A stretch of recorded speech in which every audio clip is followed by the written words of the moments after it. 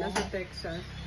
Pinadala yung litrato pinadala nung sister-in-law ko. Nakarating na po. Nandiyan ang iyong toko dyan. Nakarating na po ang produkto ni Whatever the Ma'am. farm produce, we process in a minimal way. Organic farm kami. Organic farm. We don't use chemical preservatives, chemical enhancers, chemical flavoring. We are organic practitioner.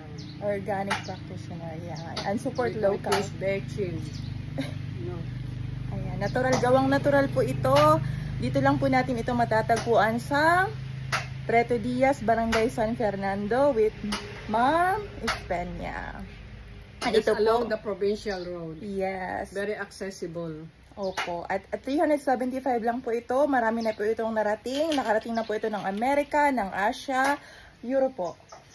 Meron na. Malapit na. At meron na din. So, thank you po.